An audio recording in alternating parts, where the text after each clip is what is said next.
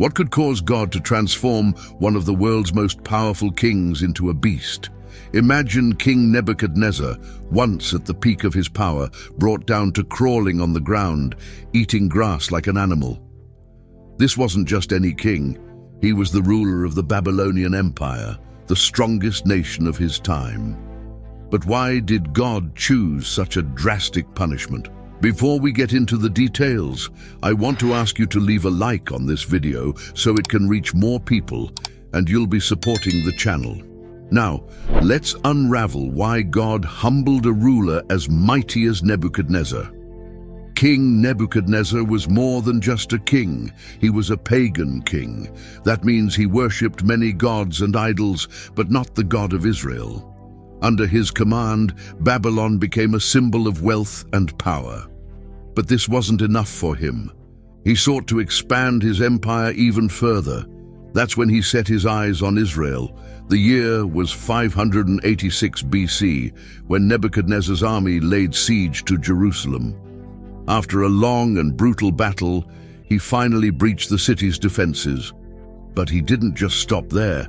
He ordered the complete destruction of Jerusalem. His soldiers tore down the walls, burned the houses, and worst of all, reduced Solomon's temple, the holy temple built to honor the God of Israel, to rubble and ashes. This temple was the heart of Israel's worship and identity, and its destruction was a devastating blow to the people of God. To fully grasp the significance of this act, we need to understand what the temple represented. Built by King Solomon, the temple was more than just a place of worship. It was the dwelling place of God's presence on earth, a symbol of his covenant with Israel. The destruction of such a sacred site wasn't just a military victory for Babylon. It was a spiritual catastrophe for the Israelites. Nebuchadnezzar looted all the treasures of the temple, taking sacred items back to Babylon as trophies. This marked the beginning of the Babylonian exile, where countless Israelites, including the prophet Daniel, were taken captive. The city of David, once filled with songs of worship, was now a place of desolation and mourning. But why would God allow such devastation? The Bible tells us that this was a fulfillment of his warnings to Israel. For years, the prophets had called the people to turn away from idolatry and injustice, but their hearts remained hardened. Nebuchadnezzar, unknowingly, became an instrument of God's judgment against his own people. Yet, even with such victory, the king's heart remained proud and unrepentant. Instead of recognizing God's sovereignty, he believed that his own strength and gods had given him victory over Jerusalem. But little did he know that a greater judgment awaited him as well. So, what happened next? How did this powerful king, who thought he held the world in his hands, end up humbled in the most unimaginable way? Nebuchadnezzar's relationship with the God of Israel would soon take a dramatic turn as dreams, interpretations, and warnings began to unfold before him. Let's dive deeper into the rise of Babylon and explore how Nebuchadnezzar's relentless ambition and disregard for God's authority set the stage for his eventual downfall. King Nebuchadnezzar was no ordinary ruler. His reign marked the pinnacle of Babylonian glory and power. His empire stretched far and wide, dominating the ancient world. Under his leadership, Babylon was transformed into a center of wealth, learning, and military strength. The king poured his resources into constructing magnificent buildings and fortifications, turning Babylon into a city of splendor.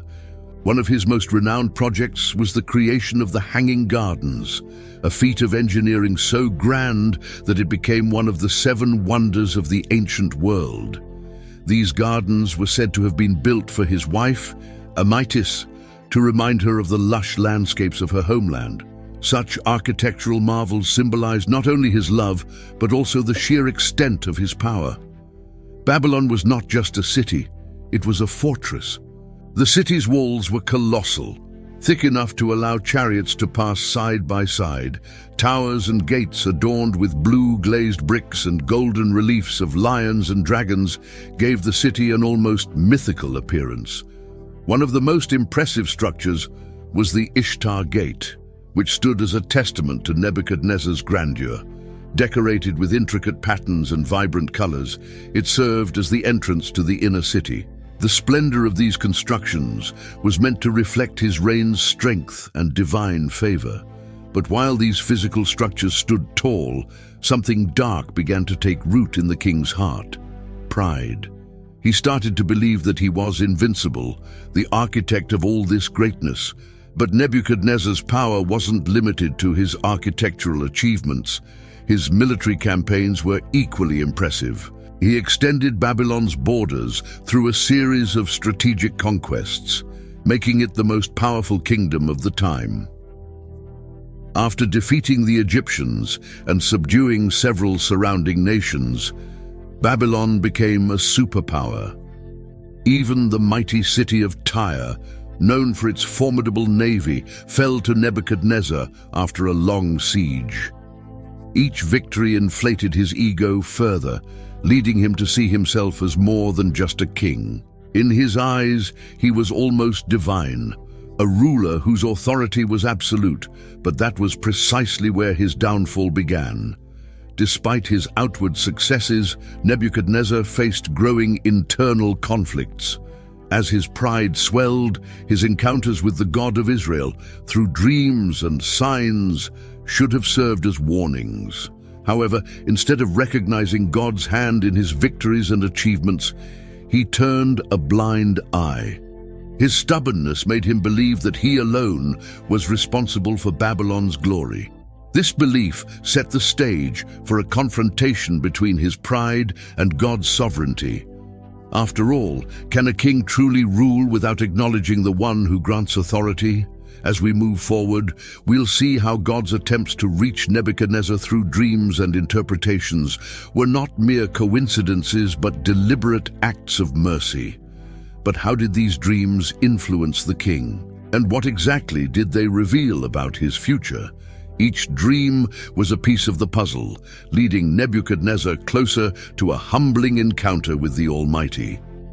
The story takes a sharp turn when Daniel, a captive from Jerusalem, steps into the scene to interpret a dream that would forever change the king's fate. The conquest of Jerusalem by King Nebuchadnezzar wasn't just another military victory. It marked the beginning of a new era for both Babylon and Israel. 586 a.C., Nebuchadnezzar's army laid siege to Jerusalem. The holy city, revered as the center of worship and the dwelling place of God's presence, fell to the overwhelming might of the Babylonian forces. With the walls breached and the defenders defeated, Nebuchadnezzar ordered the complete destruction of the city. His troops burned down houses, tore apart the sacred Temple of Solomon, and took whatever treasures they could find. The temple's destruction wasn't just a loss of a building, it symbolized the severing of the Israelites' connection to God. The Temple of Solomon was where the people came to offer sacrifices and seek forgiveness, and now it lay in ashes. But Nebuchadnezzar didn't stop at destroying the temple. He commanded his men to seize all the sacred items used in worship, the golden lampstands, the Ark of the Covenant, and the altars, and transport them back to Babylon as trophies of war. These objects, once dedicated to the worship of God, were now placed in the temples of Babylonian gods. This act was meant to show that Nebuchadnezzar had conquered not only Israel, but also the God of Israel. The loss of the temple's treasures was a deep wound for the Israelites, as it seemed to signify that their God had been defeated. Yet, unknown to Nebuchadnezzar, he was fulfilling prophecies that had been spoken by the prophets for years. The destruction of Jerusalem and the temple was a direct consequence of Israel's disobedience and idolatry. After the city was reduced to ruins, Nebuchadnezzar ordered the deportation of the Israelites to Babylon. Thousands of captives, including the royal family, priests, and young men of noble birth, were taken. Among these captives were Daniel and his 3 friends, Hananiah, Mishael, and Azariah, who were given new Babylonian names: Shadrach, Meshach, and Abednego. These names were meant to erase their Hebrew identity and integrate them into Babylonian culture. However, despite the king's attempts, Daniel and his friends remained faithful to the God of Israel, even in the midst of a foreign land filled with idolatry. Their refusal to conform set them apart, making them stand out among the other young men being trained to serve in the king's court. During this time, King Nebuchadnezzar began to have disturbing dreams, visions that none of his wise men, magicians, or astrologers could interpret. The dreams were filled with vivid images that left the king sleepless and anxious. Desperate for answers, Nebuchadnezzar summoned all his wise men and demanded not only that they interpret the dream, but also that they tell him what the dream was. His demand shocked everyone, as no one could tell the king his dream without first hearing it. In his fury, Nebuchadnezzar threatened to execute all the wise men if they failed to do the impossible. That's when Daniel stepped forward. The young Hebrew captive, with confidence given by God, approached the king and requested time to pray and seek the answer from the God of heaven. When Daniel returned, he revealed the dream's content and its meaning. The dream was of a giant statue with a head of gold, a chest of silver, thighs of bronze, legs of iron, and feet of mixed iron and clay. Each part of the statue represented a different kingdom, with the head of gold symbolizing Nebuchadnezzar himself and his Babylonian Empire. Daniel explained that while Nebuchadnezzar's kingdom was powerful, it wouldn't last forever. Other kingdoms, represented by the silver, bronze, and iron, would rise and fall after him. At the end of the dream, a stone cut out without hands struck the statue, breaking it into pieces, symbolizing that God's eternal kingdom would eventually prevail over all earthly empires. Nebuchadnezzar was stunned. Not only had Daniel described the dream in exact detail, but he had also given an interpretation that resonated deeply with the king. Realizing that Daniel's wisdom came from a divine source, Nebuchadnezzar honored him with gifts and elevated him to a high position in the kingdom. Yet, despite this encounter, the king's heart remained unyielding. He acknowledged Daniel's God as powerful, but he didn't humble himself before him. Instead, he saw the dream as a confirmation of his greatness as the head of gold, ignoring the warning about the fall of his kingdom. This stubborn pride would set the stage for another divine encounter that would push Nebuchadnezzar to the brink of madness. Despite receiving a clear message through his dream, Nebuchadnezzar's pride only grew stronger.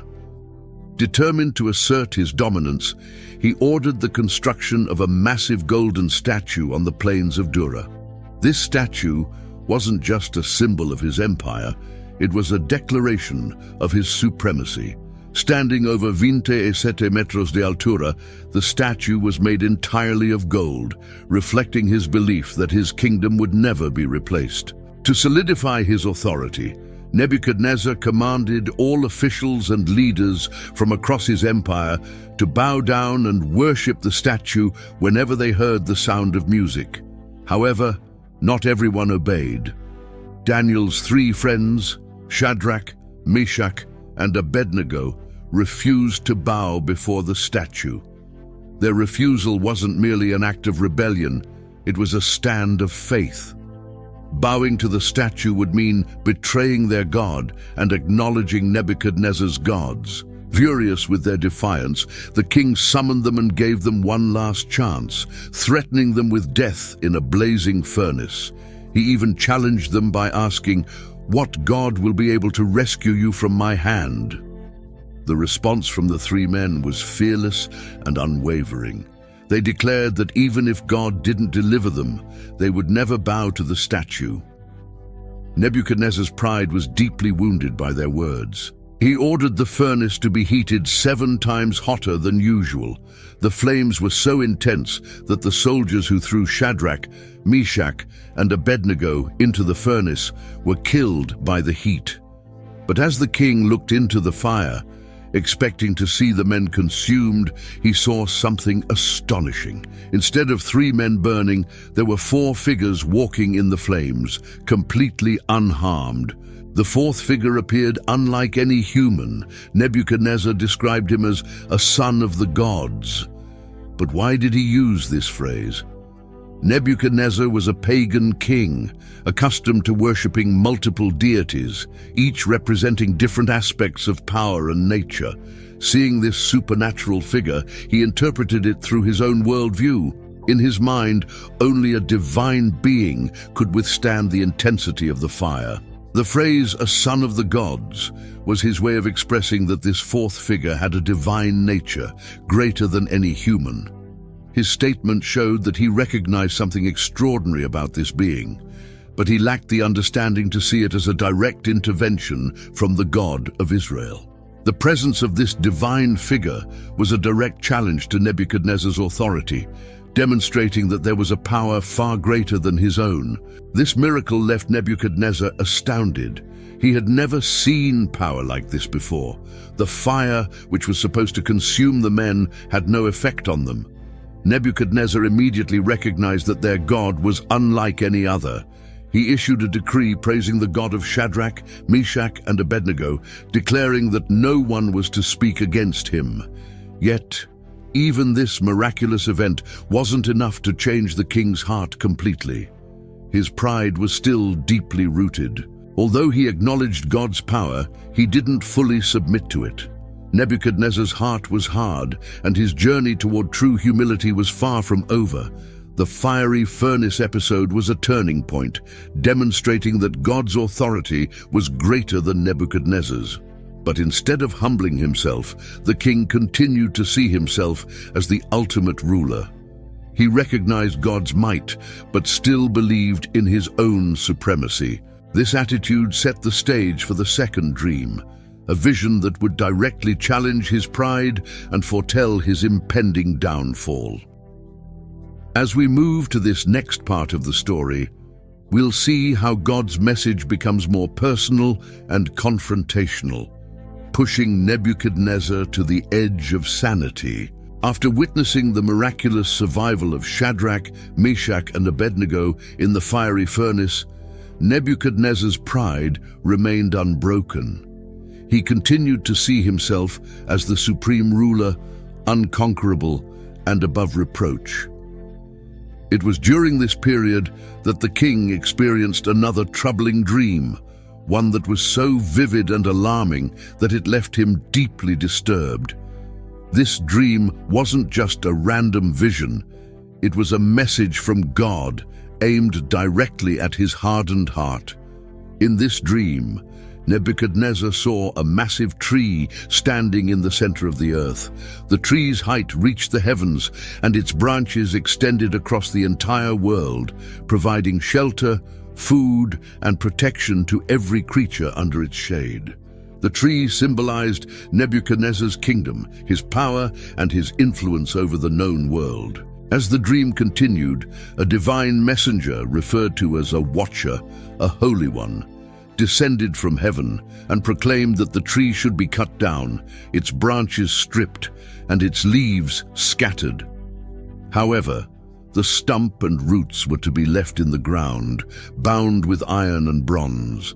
The message was clear: the mighty tree that had grown so tall and provided for so many would be humbled, reduced to nothing but a stump.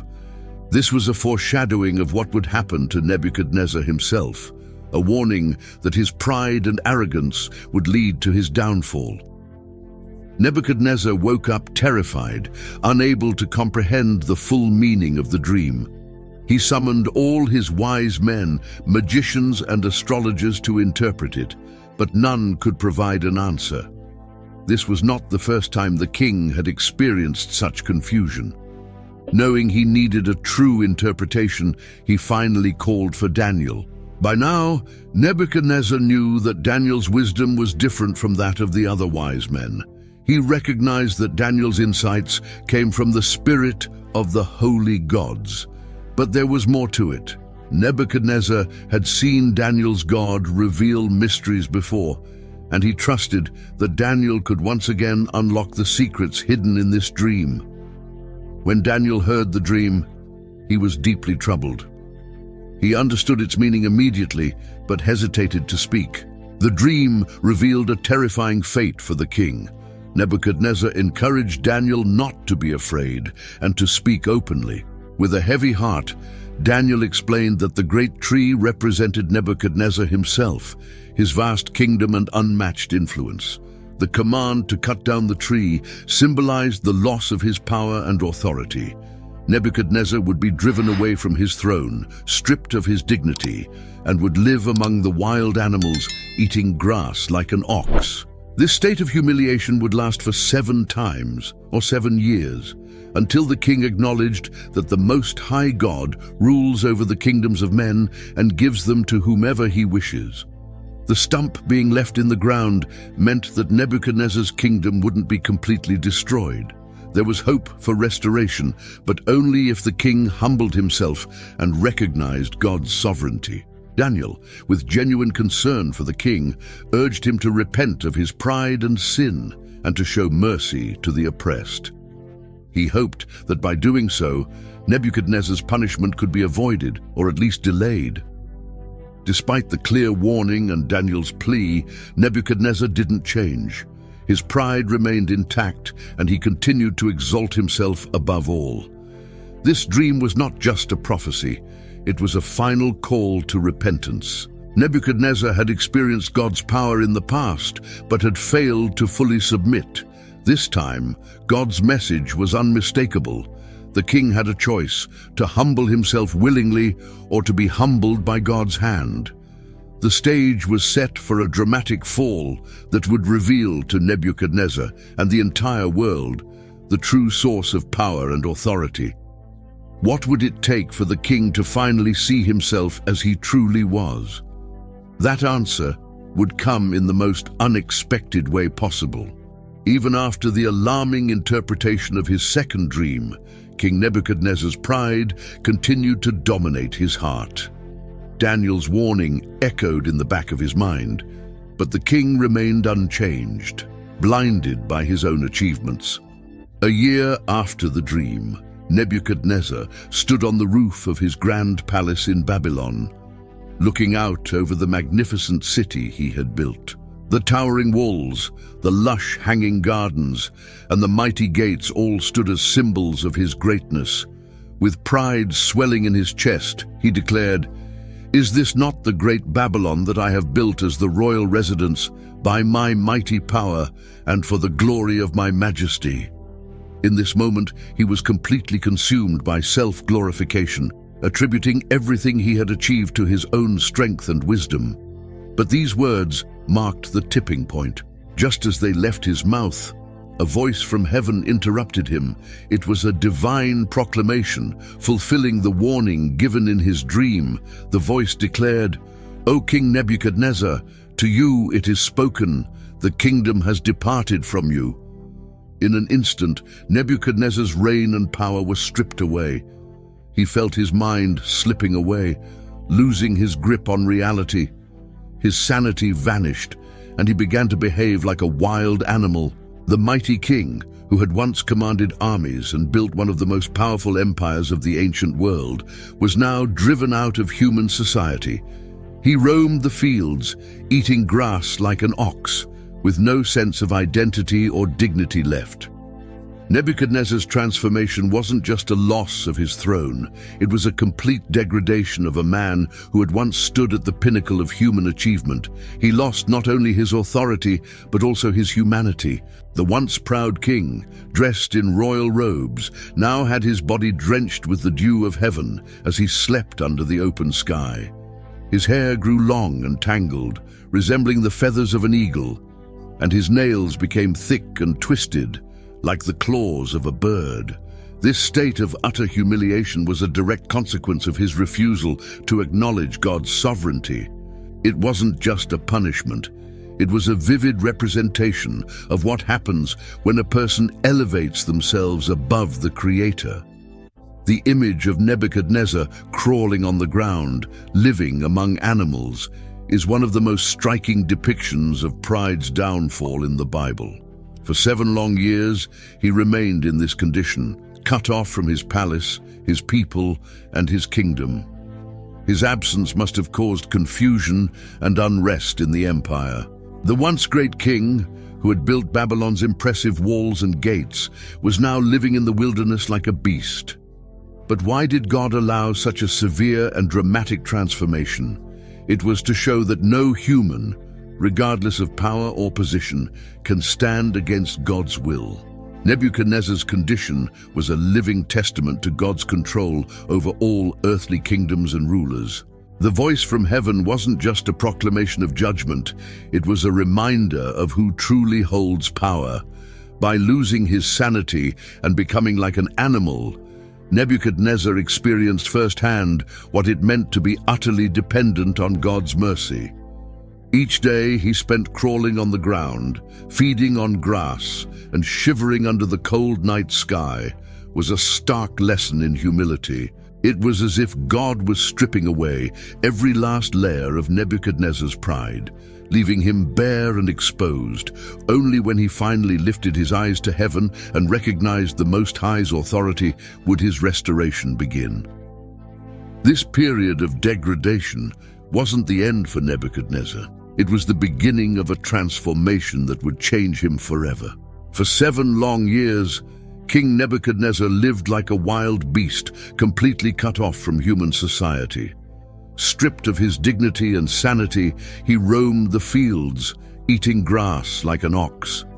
His body was drenched with the dew of heaven. His hair grew long like the feathers of an eagle, and his nails thickened like the claws of a bird. But then, as the 7th year drew to a close, something miraculous happened. It was as if a veil had been lifted. In a single moment, Nebuchadnezzar, who had spent years wandering aimlessly, lifted his eyes to heaven. This gesture was more than just a physical action, it was a sign of inner transformation. By lifting his eyes, he was acknowledging, perhaps for the very first time, that there was a power far greater than his own. In that instant, Nebuchadnezzar's sanity returned to him. His mind, which had been clouded by madness, was suddenly clear again. But this was more than just a mental restoration. Nebuchadnezzar wasn't simply recovering his lost faculties. He was gaining a new understanding, a fresh perspective on himself and on God. The king, who had once seen himself as the center of all things, now saw himself as he truly was, small and insignificant before the Almighty God. This recognition wasn't just a return to normalcy, it was a rebirth. Nebuchadnezzar had been humbled to the lowest point, but in that humility he found something invaluable, the truth about God's sovereignty and his own frailty. What happened next was even more astounding. As soon as Nebuchadnezzar acknowledged God's supremacy, not only was his sanity restored, but his kingdom was also returned to him. He regained his throne, his royal attire, and his former position of authority. But there was a difference now. The man who had once boasted of his own greatness now understood that everything he had, his power, his kingdom, and his very life, was a gift from God. His experience as a beast had stripped away his arrogance and left him with a heart of humility. Nebuchadnezzar, once the proudest of kings, now praised and exalted the God who had humbled him. He declared, "His dominion is an eternal dominion. His kingdom endures from generation to generation." This was more than just a personal restoration. It was a divine vindication. God not only gave Nebuchadnezzar back his kingdom, but also added even greater honor and splendor to it. It was as if God was rewarding the king's newfound humility by making his reign more magnificent than before. Nebuchadnezzar's experience became a testimony for the entire world, a declaration that no ruler, no matter how great, could stand against the will of the Most High God. The king who once took pride in his own achievements now found joy in acknowledging God's greatness. Nebuchadnezzar's story didn't just end with his restoration. His transformation became a lesson for all generations to come, a reminder that true greatness is found in humility before God. The man who had once exalted himself above all others now understood that the real king was not seated on a throne in Babylon, but in heaven. His journey from madness to humility is one of the most powerful testimonies in the Bible of God's ability to change even the hardest of hearts. After 7 years of living in a state of humiliation, King Nebuchadnezzar experienced a profound restoration, both mentally and spiritually.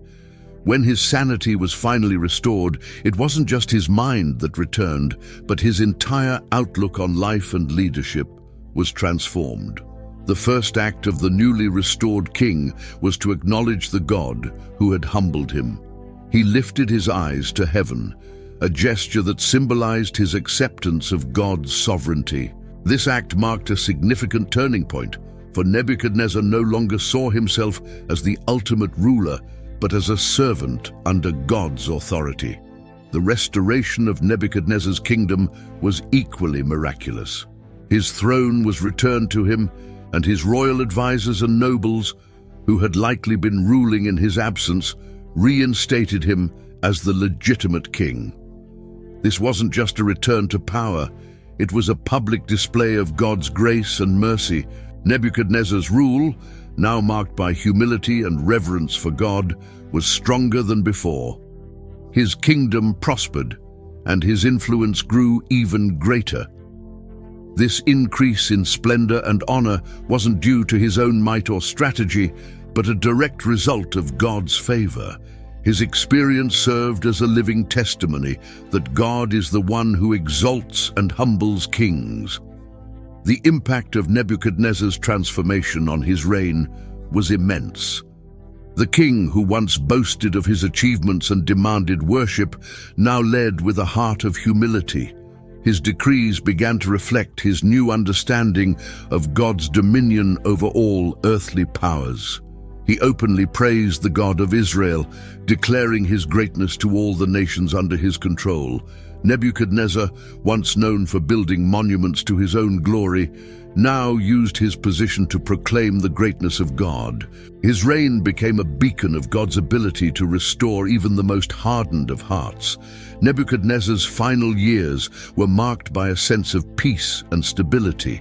The king, who had once waged wars and conquered nations, now sought to rule with wisdom and justice. His encounters with Daniel and the divine experiences he underwent had changed him profoundly. The Babylonian court, which had witnessed his downfall and restoration, saw a new side of their king, a ruler who no longer sought his own glory, but recognized a higher power at work. His transformation was not just a personal victory, but a testament to God's sovereignty over all the kingdoms of the earth. In the end, Nebuchadnezzar's story serves as a powerful reminder of God's mercy and grace. The once proud king who had lost everything was restored and even elevated to greater heights. His journey from arrogance to humility, from madness to restoration, is one of the most dramatic transformations recorded in the Bible. Nebuchadnezzar's legacy, rather than being one of conquest and power, became one of redemption and praise. His life stands as a testimony that no one is beyond the reach of God's transformative power. If you enjoyed this video and found the content valuable, I want to ask you to leave a like so it can reach more people and help the channel grow. Also, feel free to leave a comment below sharing your thoughts or anything you learned. And don't forget to subscribe and hit the notification bell so you won't miss out on our future videos. Thank you, and may God bless you.